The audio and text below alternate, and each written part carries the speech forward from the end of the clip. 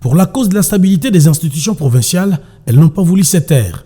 Les forces vives du Kasaï central se sont mobilisées pour dénoncer ce qu'elles qualifient d'un coup de force voulu et entretenu pour maintenir la province à la traîne. Ce mercredi 16 juillet 2025, elles se sont exprimées à travers le rue de Kananga pour dire non à un nouvel épisode d'un mouvement antinomique au développement du Kasaï central.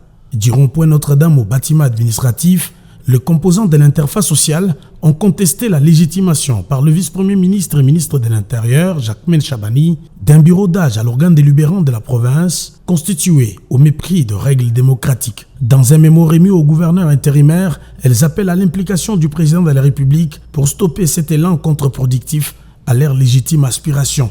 Nous, population du Kasaï central, tenons par la présente à exprimer notre profonde indignation et à contester avec la plus grande fermeté la décision de l'installation du bureau d'âge de l'Assemblée provinciale, intervenue dans des conditions manifestement irrégulières et contraires aux principes démocratiques et aux textes régissant le fonctionnement de la première institution du Kasaï central. Cette installation a eu lieu lors d'une plénière qui n'a respecté ni le quorum de siège, ni celui de décision, piétinant ainsi les dispositions des articles 64 et 68 du règlement intérieur de l'Assemblée provinciale du Kasaï central.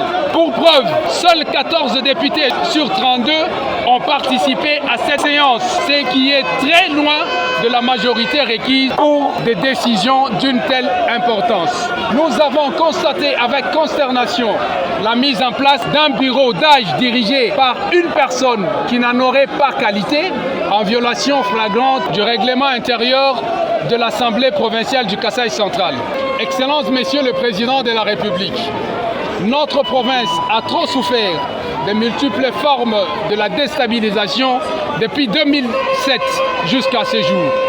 Ce type de comportement que nous qualifions de diabolique freine de manière significative le développement de notre province, longtemps secouée par les hostilités dites de Kamwina Nsapu. Par conséquent, nous sollicitons votre haute implication afin que lumière soit faite sur des irrégularités et que les mesures correctives nécessaires soient prises pour garantir le respect de la légalité et la restauration de la légitimité au sein de l'Assemblée provinciale du Kasaï central.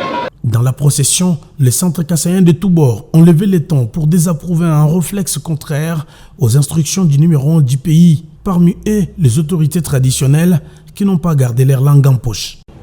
Nous sommes forces vives de la province du Kasaï central. Nous-mêmes, nous avons dit qu'aujourd'hui, nous allons nous élever pour que notre plaire arrive maintenant aux oreilles du président de la République. Quand le président de la République démocratique du Congo était dans la province de Lualaba, il avait dit qu'on ne peut pas encore déstabiliser les institutions. Que lui-même, le président de la République, avec notre recommandation, qu'il s'implique lui-même pour mettre maintenant fin à la situation de la province du Kasaï central. Le développement du Kasaï central est le leitmotiv revenu dans les ras-le-bol des manifestants.